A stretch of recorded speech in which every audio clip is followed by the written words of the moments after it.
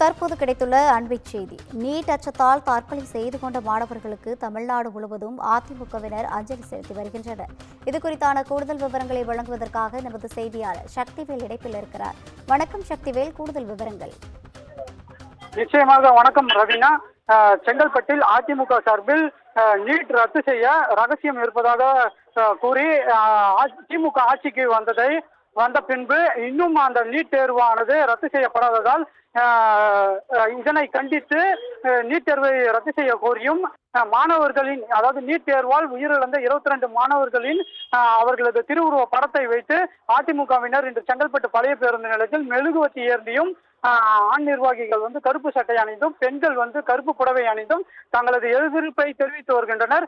மேலும் ஆங்காங்கே ஆர்ப்பாட்டத்திலும் அதிமுகவினர் ஈடுபட்டு வருகின்றனர். இதனால் 100க்கும் மேற்பட்ட போலீசாரும் இங்கு குவிக்கப்பட்டுள்ளனர். குறிப்பாக இந்த ஆர்ப்பாட்டத்தில் அதிமுகவினர் 500க்கும் மேற்பட்டோர் இந்த ஆர்ப்பாட்டத்தில் ஈடுபட்டு வருகின்றனர். தொடர்ச்சியாக இந்த சம்பவமானது தமிழகம் முழுவதும் பல்வேறு பகுதிகளிலும் தொடர்ச்சியாக நடைபெற்று வருகிறது. இன்னும் நீட் தேர்வு ரத்து செய்யப்படவில்லை, மீண்டும் ரத்து செய்யப்பட வேண்டும், மாணவர்களின் நலனை பாதுகாக்க வேண்டும் என்பதே இவர்களது கோரிக்கையாக உள்ளது. ரவீனா, கூடுதல் விவரங்களை வழங்கியமைக்காக நன்றி சக்திவேல்.